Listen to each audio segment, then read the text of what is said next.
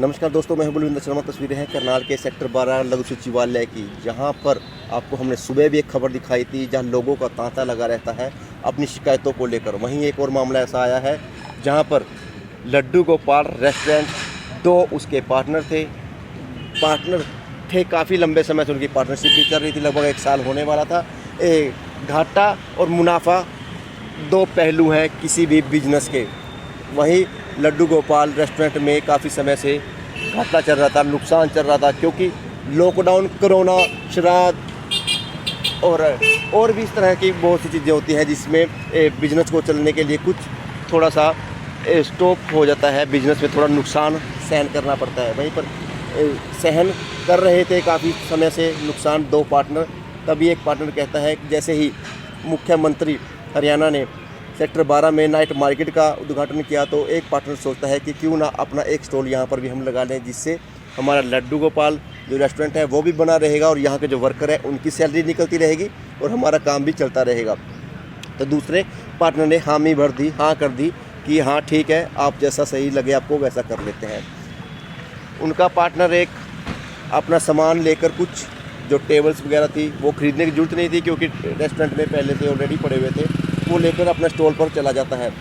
जो दूसरा पार्टनर था उसका ताऊ पेशे से वकील था और वो उस पार्टनर को अपने चैम्बर में बुलाता है कि चैम्बर में आओ, और चैम्बर में बुलाने के बाद उसके साथ मारपीट करता है और कहता है कि तू सामान बिना पूछे लेकर आया है, चोरी कर लाया है, तू चोरी की है तूने।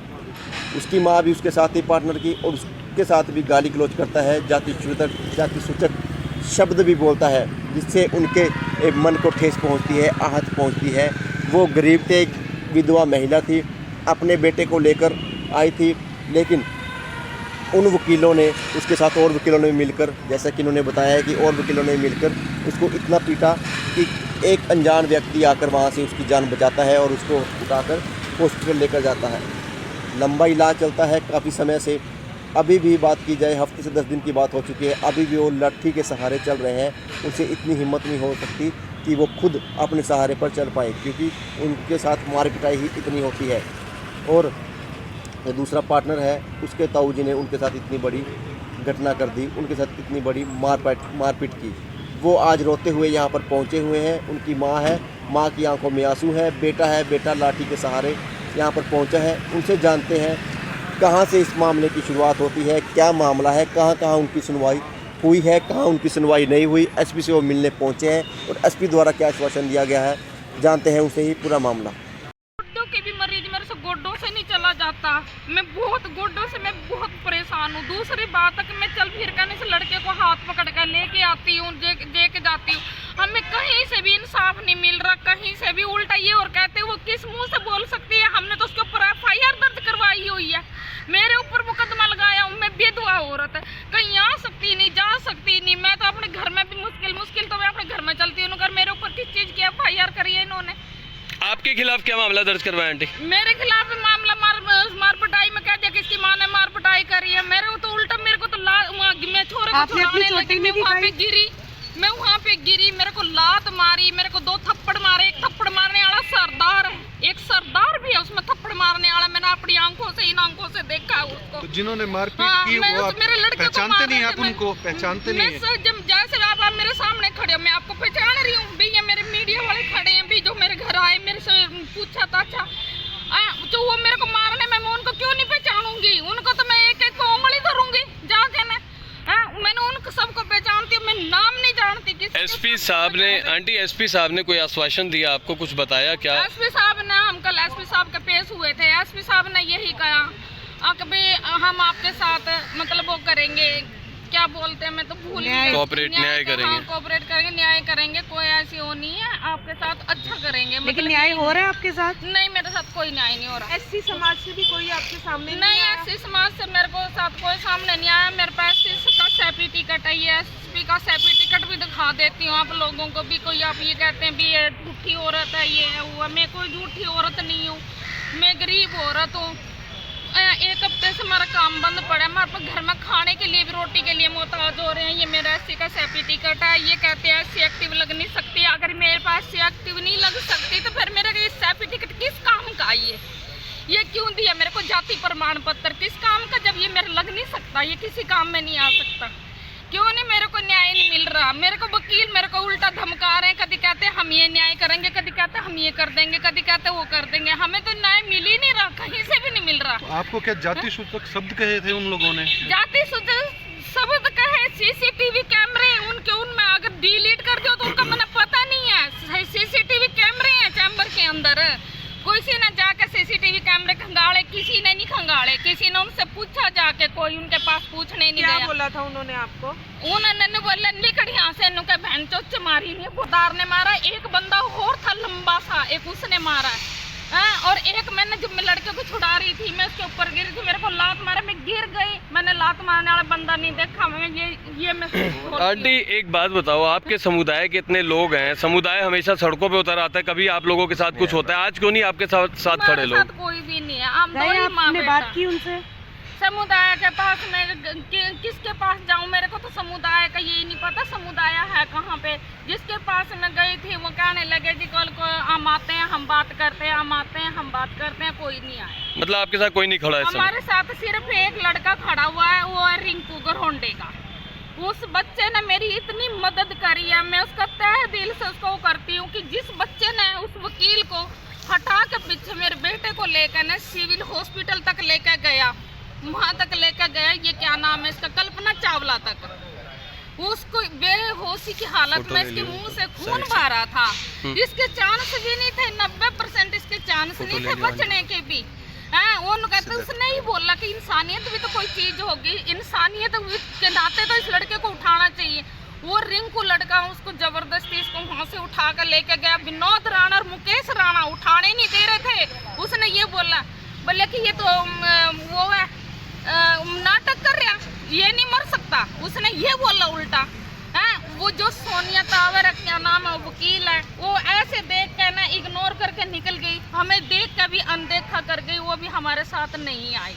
उसने एक पल के लिए भी ये नहीं पूछा बे क्या हुआ, किसके साथ लड़ाई हुई है, किसने इसको मारा इतनी बुरी तरह से, उसने भी कुछ नहीं पूछा, हमें कुछ भी नहीं पूछा उसने। अब आप क्या चाहती हैं आंटी? हमें तो न्याय चाहिए भी, मेरे को क्यों मारा गया, क्यों मेरे बेटे को मारा गया, बेट का हिसाब क्यों नहीं आया, किसने ऐसा हो दिया कभी जो चैम्बर में बुलाकर उनके साथ हाथापाई करी जाए और उनको मारा कुटा जाए। मुझे 7-8 वकील हैं, वो क्यों नहीं सामने लेकर आया विनोद राणा? केला जाकर ना मारी माँ बेटे क्या FIR कटवा दी उसने क्यों नहीं उनका नाम लिया विनोद राणे ने? अभी गलती से मारा, कैसे मारा, क्यों मारा? क्या पूरा मामला है, किससे मिलने आए और क्यों मिलने आए? सर हम SP ऑफिस में आए थे, मैं SP जी मिले नहीं थे, मैडम मिली थी। मैडम ने बोला सीधा आप वहाँ पे जाके बात करो एक बार, और जो भी होगा मैं देखती हूँ, मैं बात करती हूँ। तो बाकी हम अभी वहाँ पे जा रहे हैं, देख रहे हैं भाई वहाँ पे थाने में क्या और कार्रवाई होगी। बाकी हमने बयान दिए थे, उधर से वकीलों ने भी बयान दिया, तो हमारे खिलाफ ही मतलब कार्रवाई हो रही है। पूरा मामला कहाँ से शुरुआत होती है, क्या बात हुई है? पूरा मामला ये था मैं सर कि भाई मेरा और विकास है जो टोंठा में ASI मुकेश राणा उसका लड़का है, उन दोनों की मेरी पार्टनरशिप थी एक दुकान को लेकर, और मेन मतलब ओनरशिप मेरी थी उस दुकान में। अब जो जिसने पार्टनर करवाई थी वो था विनोद राणा, वकील एडवोकेट है। विनोद राणे ने मतलब हमने जैसे 2 महीने से नुकसान सा हो रहा था, काफ़ी दुकान में लॉस हो रहा था, श्राद्ध और नवरात्रे का, आपको पता है श्राद्ध नवरात्रे में नुकसान काफ़ी होता है होटल लाइन में, तो नुकसान हो रहा था। तो मैंने उसको बोला भाई ऐसा है भाई 2 महीने से तुमने कोई लॉस नहीं दिया ना, तुमने कोई पैसे दिए दुकान पे, मैं अपना मतलब पैसे देने पड़ेंगे, और जैसे भी बंदों की सैलरी वैलरी निकालनी पड़ेगी, ये तो पैसे मांग रहे हैं। तो उन्होंने कोई सपोर्ट नहीं करी। मैंने क्या करा, मैंने नाइट मार्केट लगा ली विकास से पूछ के, जो मेरा पार्टनर था विकास से मैंने पूछ के लगाई। तो विनोद ने सीधा मेरे को बोला भाई तूने सामान कैसे उठा लिया। विनोद वो जो उसके ताऊ जी थे, वकील थे, एडवोकेट है। मैंने जी आप तो मेरे पार्टनर नहीं हो, आप सामान कैसे उठा रहे हो, तो मतलब आप मतलब क्यों ले रहे हो, मतलब आप इस बात को, आप तो कोई हक नहीं है बोलने का। मैंने विकास से पूछ रखा है, बोला तू तो चोर है, तूने सामान उठा रखा है यहाँ से। मैंने जी ऐसा है, मेरे पास है रिकॉर्डिंग और मेरी विकास से लाइन पे बात हो रही है, विकास ये भी प्रूफ दे सकता है। उसने अपने पापा से बात करी, ताऊ से बात करी, बोले पापा उसको लगाने दो, जैसे भी है वहाँ पे बच्चों की सैलरी, दुकान का रेंट निकल जाएगा। तो मैंने नाइट मार्केट लगा ली। नाइट मार्केट में अगले दिन विनोद राणा ने मेरे को बुलाया चैम्बर में। विनोद राणा में चैम्बर में बुलाया तो आते ही सीधा उसने गाली गलौज करने लग गया। मम्मी ने धमकाया, मम्मी साथ में थी मेरे। तो विनोद राणा ने मतलब मम्मी से बोला कि भाई अब तू अपनी मम्मी को ले जा यहाँ से। मम्मी को लेके क्यों आया? मैंने जी मम्मी को लेके मैं आऊँगा क्योंकि मेरे पापा तो है नहीं है। मैं मम्मी साथ में बैठी थी। विनोद राणा एकदम भड़क के बोला काफ़ी, भाई मैंने उसको बोला, मैंने अंकल जी आप पार्टनर नहीं हो? तो मैंने पार्टनर है विकास मेरा, आप मेरे से पूछ नहीं सकते, आप विकास से पूछ लो जो बात है। मैंने वो इतने में भड़क के बोला। पीछे 2 वकीलों ने थप्पड़ मारा। उसके बाद विनोद राणा ने मम्मी को चमारी कह के थप्पड़ मारा, बोला निकल चमारी। हाँ, तो बाकी ठीक है यार, एक आदमी में लड़ाई होती है। मेरे को ये नहीं समझ में आया कि भी वकीलों ने मम्मी को भी मारा, मेरे को उस बात का बहुत दुख है। ठीक है, उसके बाद यहाँ तक बात होती है। उसके बाद हम मैं बेहोश हो जाता हूँ वहाँ पे। कई बंदे मारते हैं, 9-10 वकील होते हैं, मैं बेहोश चैम्बर में ही। तो मैं वहाँ पे दब गया था नीचे, मेरे को मार के इतना करा दिया था कि मैं अधमरा सा हो गया था, उठने लायक नहीं हुआ। मैं वकील विनोद राणा और मुकेश राणा और वकील उठने मेरे को ले जाने नहीं दे रहे थे हॉस्पिटल, वो अंदर ही दबा के रखे थे उन्होंने मेरे को। मैंने उनसे बात करी कि फिर आया टोंठा से एक निक्कू नाम का, टोंठा से गोरोंडा से, तो वो बंदा मेरे को लेके चला गया हॉस्पिटल। हाँ, बाद में जो भी है ट्रीटमेंट हुए, जो भी हुआ।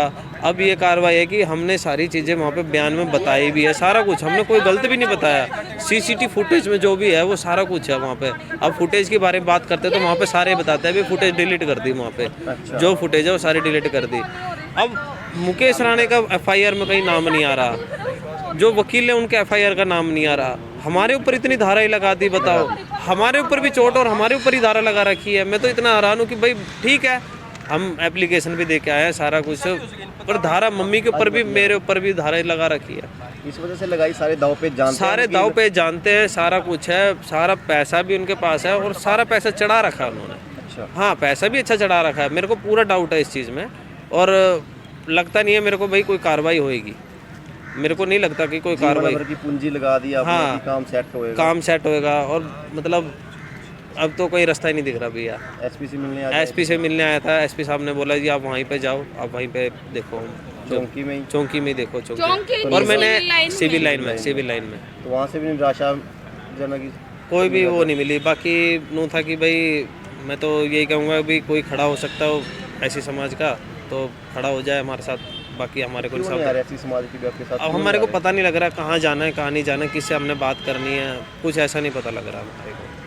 हाँ, ना हम सोच रहे हैं भाई किससे मिले किससे नहीं मिले, कोई नहीं खड़ा हो रहा साथ में। कहाँ पे रेस्टोरेंट अपना कहाँ? मेरा लड्डू गोपाल खालसा कॉलेज के सामने रेलवे। हाँ, पार्टनरशिप में आपने? पार्टनरशिप। तो अभी स्टार्ट किया था, काफ़ी लंबा समय हो गया? ये हो गया अप्रैल में ओपन करा था मैंने। 10-11 लाख रुपए लगाया था रेस्टोरेंट में और मुकेश राणे का 4.5 लाख रुपए लग रहा था उसमें। ज़्यादा पैसे आपके लगे? मेरे लग रहे थे उसमें।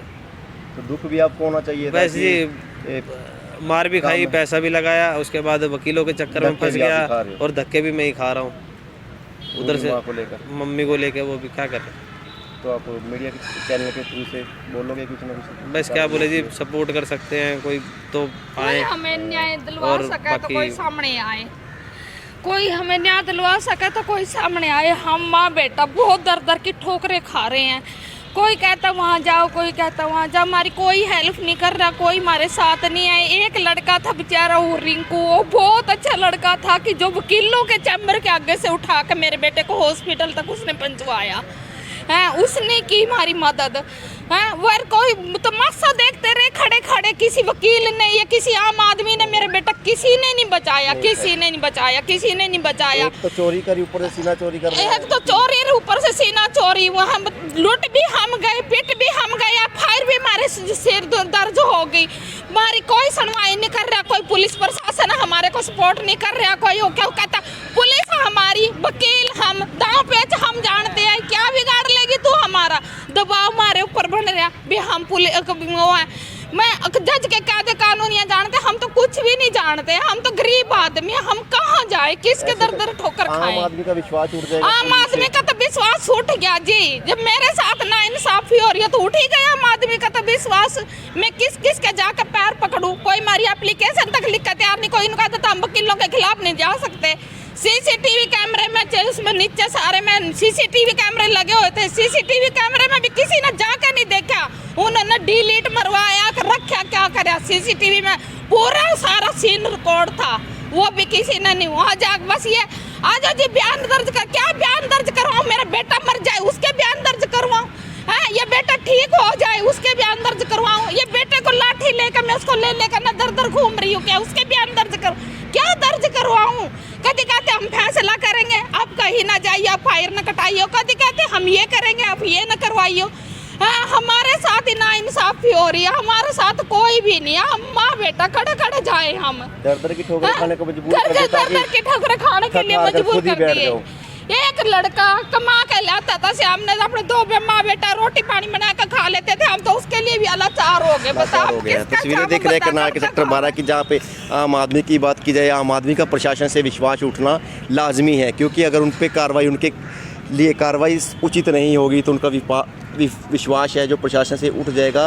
रेस्टोरेंट है छोटा सा, उसके लेकर जो पार्टनरशिप है उसको लेकर ये मामला सामने आया है। दोनों की पार्टनरशिप थी, जब एक काम कम था तो एक पार्टनर कहता है कि क्यों ना हम नाइट मार्केट जो मुख्यमंत्री द्वारा उद्घाटन करके शुरुआत की गई थी उसमें काम चालू कर दिया जाए, ताकि कुछ जो सैलरी है वर्करों की वो निकल जाए। लेकिन जैसे ही वो वहाँ पे स्टॉल लगाते हैं तो जो दूसरा पार्टनर था उसके ताऊ आकर उस पर ताबड़तोड़ हमला कर देते हैं और उसको लाठी डंडों से पिटवाते हैं, जो दूसरे वकील थे उनसे पिटवाते हैं। अब ये कार्रवाई के लिए दर दर भटक रहे हैं, लेकिन जो इनकी कार्रवाई है कहीं पे नहीं बन रही। जब पुलिस एसपी से मिलने जाते हैं तो एसपी की तरफ से यही आश्वासन दे दिया जाता है कि आपका जो कार्रवाई है वो आपके नज़दीकी थाने में ही की जाएगी। आप क्या कहना चाहेंगे कमेंट बॉक्स में लिखना ना भूलिएगा कि आम आदमी है, ऐसी समाज से लोग हैं, ऐसी समाज के लोग अभी इनके साथ नहीं आए, लेकिन अकेले ये जुड़ पड़ रहे हैं। बूढ़ी महिला है, विधवा महिला है और उनका जो लड़का है वो लठ के सहारे यहाँ पर चल रहा है काफ़ी समय से, क्योंकि उनको काफ़ी पीटा गया था, जिसके चलते उनका इलाज भी लंबा समय उनका हॉस्पिटल में ज़रूर चला। अब ये दर दर की ठोकरें खाने को मजबूर है। आप अपने कमेंट बॉक्स में ये लिखना ना भूलिएगा कि आप क्या कहना चाहते हैं। ऐसी विधवा महिला के साथ न्याय मिलना चाहिए, न्याय ही मिलना चाहिए, उसको लेकर क्या बताना चाहते हैं। मेरे साथ बने रहिएगा। धन्यवाद।